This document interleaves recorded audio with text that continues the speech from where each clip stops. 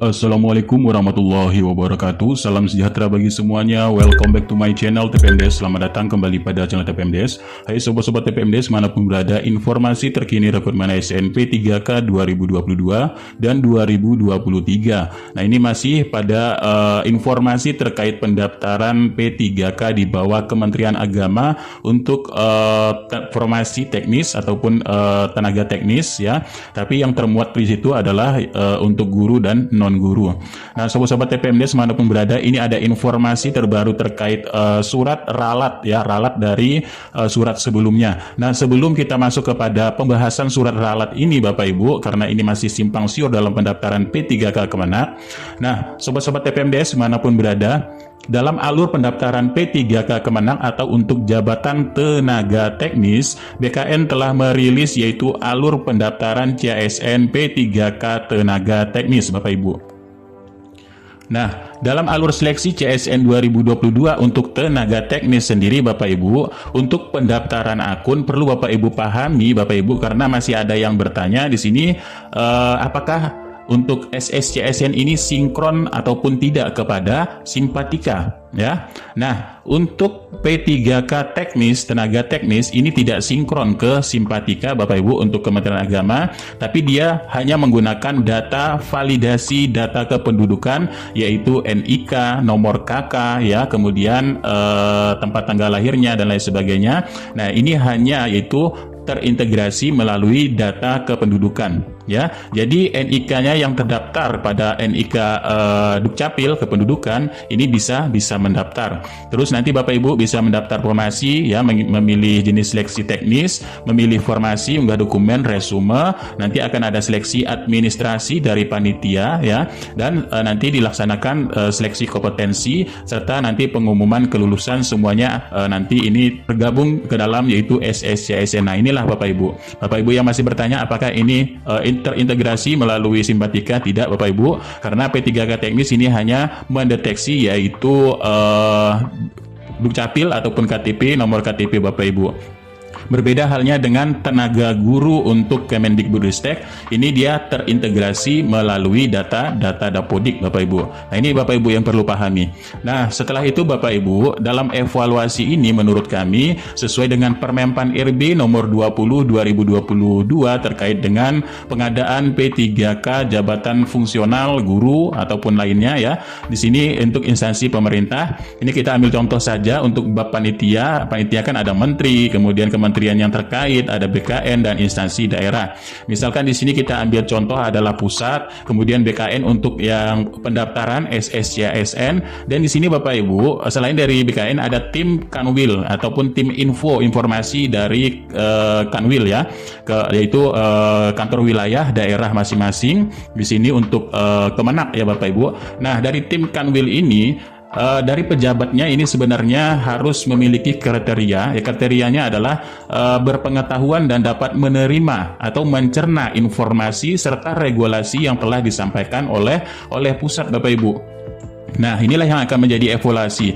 Yang polemik yang sekarang adalah tentang guru honorer yang ada di negeri dan guru honorer yang di swasta, dan yang swasta ini apakah bisa mendaftar atau tidak. Nah, ini sebenarnya nanti akan dievaluasi dari tim Kanwilnya ini terkait dia bisa tidaknya menerima informasi serta regulasi yang telah disampaikan oleh pemerintah pusat. Nah, Bapak Ibu ya, untuk dari BKN sendiri ada tim verifikator dari daerahnya juga, tidak semerta-merta yaitu tim verifikatornya langsung dari BKN. Nah, jadi tim verifikatornya ini juga masih berada pada tim Kanwil ya Bapak Ibu untuk memverifikasi data Bapak Ibu oleh verifikator dari Kanwil. Nah, ini Bapak Ibu, nanti dari Kanwil akan ya diseleksi oleh Kanwil apakah bisa diterima atau tidak, nanti baru ke BKN dianya. Nah, ini yang bisa mengikuti seleksi P3K untuk Kementerian Agama. Nah, pada intinya di sini Bapak Ibu mendaftar saja ya. Nanti di sini masalah terkait dengan informasi dan lain sebagainya, tim daerah ini nanti akan dievaluasi kembali bahwa salah satu tugasnya di sini adalah memang dapat menerima atau mencerna informasi dengan baik serta regulasi yang telah disampaikan oleh pusat Bapak Ibu. Nah, setelah kita mengetahui hal tersebut, nah ini kita baru bahas terkait informasi terbaru untuk yaitu surat ralat Bapak Ibu. Kemarin kami sudah menyampaikan ini memang sangat bias, sangat membingungkan sekali ya. Ini dikeluarkan 4 Januari 2023 terkait informasi dari Kota Kediri ya, Kota Kediri terkait pemberitahuan untuk CPPK di bawah Kementerian Agama. Ini sudah diralat kembali yaitu kemarin juga yaitu 4 Januari 2023. Ini perihal yaitu surat ralat Bapak Ibu. Nah, kemarin dalam surat tersebut ada menginformasikan terkait madrasah baik swasta maupun negeri ini dapat yang terdaftar pada Simpatika dapat mendaftarkan diri. Nah, setelah diralat ini poin ini ada hilang Bapak Ibu ya. Poin ini dihilangkan. Jadi poin-poinnya adalah batas akhir pendaftaran sampai 6 Januari 2023 karena ini menindaklanjuti surat tersebut ya. Kemudian yang kedua adalah memastikan setiap guru dan tenaga tendik madrasah yang memenuhi persyaratan. Nah, ini jadi hanya yang memenuhi persyaratan, tidak ada lagi baik negeri maupun swasta ya. Jadi di sini hanya memenuhi persyaratan agar dapat mendaftar sesuai formasi yang tersedia.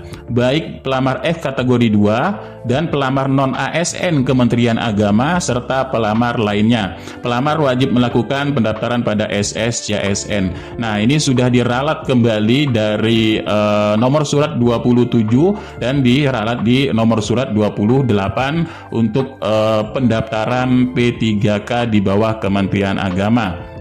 Nah, jadi jika poin-poin seperti ini otomatis akan menjadi bias kembali Bapak Ibu ya. Kalau kemarin sudah dipertegas swasta dan negeri, tapi di sini diralat kembali akan menjadi bias kembali Bapak Ibu. Nah, selanjutnya ini sudah ya informasinya sudah di ya batas waktunya. Kemudian ini informasi yang surat ralat tersebut ya, surat yang meralat surat dari tertanggal 4 Januari perihal pemberitahuan seleksi P3K dan menindaklanjuti surat dari Kementerian Agama Provinsi Jawa Timur ya, itu UP Bidang Pendidikan Madrasah tertanggal 4 Januari 2023 perihal pendaftaran guru dan tendik madrasah dengan ini perlu disampaikan. Nah, ini Bapak Ibu. Nah, jadi perbedaannya hanya di sini Bapak Ibu, perbedaannya hanya memastikan setiap guru dan tenaga kependidikan madrasah yang memenuhi persyaratan agar mendaftar sesuai formasi yang tersedia.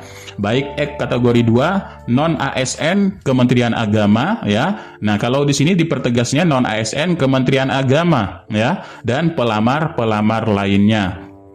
Nah, selanjutnya informasi di sini kemarin di Jawa Timur ya, Jawa Timur. Assalamualaikum, sehubungan dengan informasi bahwa guru madrasah swasta dapat mendaftar P3K, kami dari Kepegawaian masih berkoordinasi dengan Kanwil terkait surat pengalaman kerja yang harus ditandatangani oleh Kanwil. Namun Bapak Ibu guru swasta yang terdaftar pada Simpatika, kami akomodir terlebih dahulu menunggu arahan dari Kanwil. Nah, arahan dari Kanwil Bapak Ibu juga ini kan dari Kemenak Jateng ya, dari Kemenak Jateng juga menginformasikan di SS-CSN-nya yaitu semua guru baik swasta maupun negeri bisa mendaftar LUR. Nah, ini untuk dari Kemenak Jateng.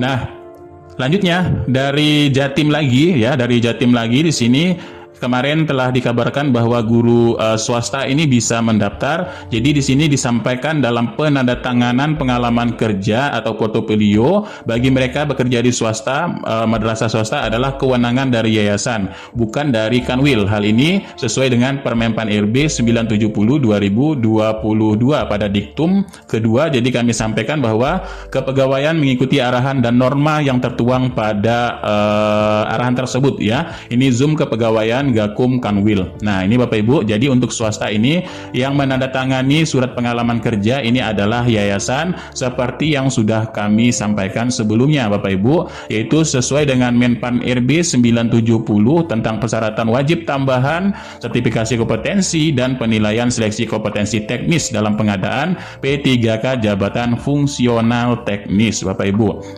Nah, dalam fungsional teknis ini mempersyaratkan adalah untuk ahli pertama paling singkat 2 tahun, kemudian yang relevan dilamar, kemudian untuk ahli muda 3 tahun mengabdi, dan ahli madya ini 5 tahun mengabdi, yang mana pada bagian kedua terkait pemutusan untuk tenaga teknis dalam persyaratan pengalaman kerja, ya, persyaratan pengalaman kerja yang dimaksud adalah Bapak Ibu membuktikan dengan surat keterangan. Surat keterangan pengalaman kerja ini untuk yang berada pada instansi pemerintah atau yang bekerja pada Kementerian Agama atau di Kementerian Agama, ini paling rendah jabatan tinggi pratama atau kanwil, Bapak Ibu. Nah, untuk yang poin kedua ini untuk yang swasta. Yang swasta adalah untuk yayasan yang menandatangani tersebut. Selain dari di sekolah yayasan, misalkan dia bekerja pada perusahaan swasta, lembaga swadaya non pemerintah, nah ini yang akan menandatangani hal tersebut. Jadi sesuai Bapak Ibu ya. Jadi untuk guru-guru swasta yang menandatangani adalah yayasan sesuai dengan Permenpan RB 970 tahun 2022. Nah, ini informasi 3 Januari, ini informasi resmi dari Kementerian Agama RI untuk Kepala Kantor Kementerian Agama seluruh Indonesia. Nah, inilah yang kami sebut dari awal Bapak Ibu. Jadi pejabat dari kanwil se-Indonesia, kantor wilayah se-Indonesia harus dapat mencerna dan memahami terkait dari pusat tersebut Bapak Ibu. Informasi yang disampaikan oleh pusat ini adalah dari Direktur GTK Madrasah, ditandatangani elektronik oleh Dr. Muhammad Zain Bapak Ibu. Nah, inilah yang akan dievaluasi nanti, yaitu pada pejabat-pejabat yang menerima, yaitu dari tim kanwil. Ini pejabat yang harus memang berpengetahuan yang cukup, kemudian dapat menerima informasi regulasi yang telah disampaikan Bapak Ibu. Nah, ini informasi resminya dari Kementerian Agama ya seluruh Indonesia, yang disampaikan ke kanwil seluruh Indonesia. Nah, apa isinya Bapak Ibu? Yang pertama adalah Kementerian Agama dari Jenderal untuk seleksi Sekretaris Jenderal, yaitu bulan 12 2022 dalam pengadaan P3K Guru dan Tendik. Batas akhir ini adalah 6 Januari dan memastikan guru tenaga kependidikan yang memenuhi persyaratan agar mendaftar sesuai formasi yang tersedia. Baik pelamar Ek kategori 2 ya. Jadi Bapak Ibu kami tegaskan ya, formasi yang tersedia artinya formasinya sudah dibagi-bagi, baik itu formasi THK 2, formasi non ASN dan formasi lainnya ya. Ini Bapak Ibu, jadi sudah dibagi formasinya. Ini harus bisa dipahami oleh pejabat-pejabat dari Kementerian Agama di bawah kanwil ya. Dan pelamar wajib melakukan pendaftaran pada SSCSN Direktur GTK Pendidikan Islam Dr. Muhammad Zain. Nah, selanjutnya Bapak Ibu, ini juga telah ditindaklanjuti oleh kanwil, salah satunya adalah kanwil Jawa Timur yang ditindaklanjuti 4 Januari, yaitu dari Direktorat GTK Madrasah ya. Ini sudah ditindaklanjuti dan isinya sama Bapak Ibu, isinya memastikan setiap guru dan tendik ya madrasah yang memenuhi persyaratan agar mendaftar sesuai dengan formasi, yaitu formasinya formasi Ek kategori 2, formasi non ASN Kementerian Agama, dan formasi untuk lainnya atau untuk pelamar lainnya. Jadi sesuai, sudah dibagi menjadi 3 kategori, yaitu kategori THK 2, kategori non ASN, dan kategori pelamar lainnya Bapak Ibu. Jadi Bapak Ibu juga harus bisa memahami hal tersebut. Nah, selanjutnya, apakah memang benar untuk kebijakan secara nasional pemerintah ini adalah untuk penyelesaian tenaga honorer, dan ini adalah langsung dari Menpan RB Bapak Ibu. Yang pertama ya, untuk dari fokus pelayanan tenaga dasar, guru dan tenaga kesehatan yang dilakukan dengan seoptimal mungkin untuk menyelesaikan permasalahan atau masalah non ASN. Artinya benar kebijakan secara nasionalnya adalah untuk penyelesaian tenaga non ASN Bapak Ibu. Ini ya arah kebijakan 2023 ini. Nah, Nah, namun yang menjadi bias adalah memang dari perencanaan pengadaan di bawah Kementerian Agamanya, Bapak Ibu. Karena yang selama ini yang menjadi permasalahan apakah guru honorer bisa mendaftar atau tidaknya, inilah yang menjadi bias, selalu menjadi bias. Nah, bisa kita lihat dalam kebijakan pengadaan P3K di bawah Kementerian Agama RI, ini yang akan membuat bias, Bapak Ibu, terkait dengan kebijakan pelaksanaan. Nah, kebijakan pelaksanaan ini kebijakan secara nasional sudah dikabarkan tadi, yaitu kebijakan nasional adalah untuk menyelesaikan tenaga non ASN. Tenaga non ASN ini adalah yang bekerja pada instansi pemerintah atau di negeri. Nah, yang kedua adalah kebijakan dari Kementerian Agama. Nah, inilah yang akan membuat menjadi bias dalam kebijakan Kementerian Agama. Kalau kebijakan secara nasional ini semua sepakat untuk penyelesaian tenaga non ASN. Nah, di mana untuk biasnya, Bapak Ibu? Untuk biasnya adalah di sini. Ini secara nasionalnya untuk SDM ya, yang utamanya adalah SDM. Nah, yang akan menjadi biasnya ya, karena utamanya memang untuk pengadaan ini adalah untuk penyelesaian untuk THK2 sebenarnya ya. Jadi THK2 ini harus tuntas 2023 ini.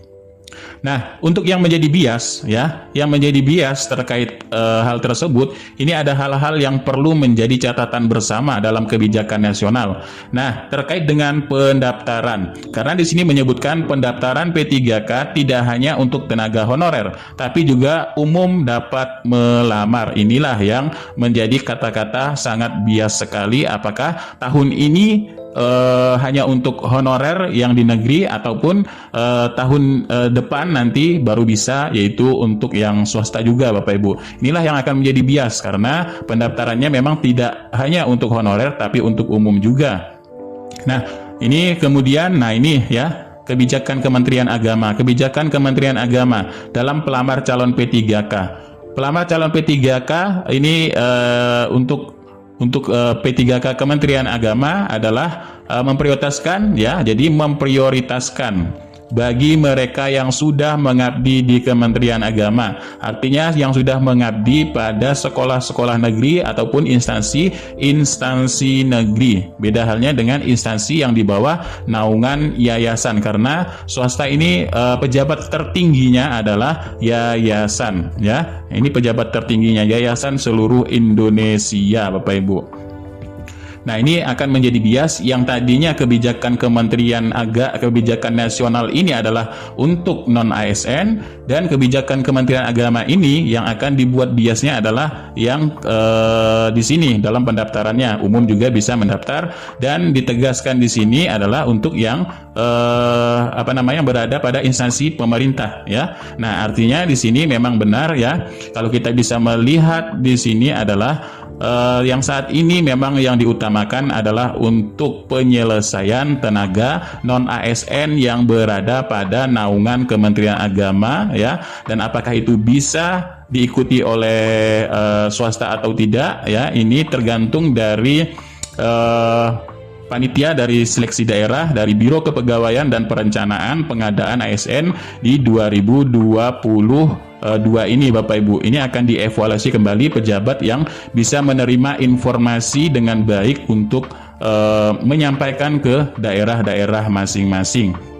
Nah, jadi Bapak Ibu bisa mengambil kesimpulan dalam hal ini adalah kebijakan Kementerian Agama untuk memprioritaskan bagi yang sudah mengabdi di Kementerian Agama. Nah, itulah sedikit informasinya, mudah-mudahan ini bermanfaat. Jadi kurang lebihnya mohon maaf, billahi taufiq wal hidayah. Wassalamualaikum warahmatullahi wabarakatuh. Salam sejahtera bagi semuanya untuk sobat-sobat TPMDes manapun berada.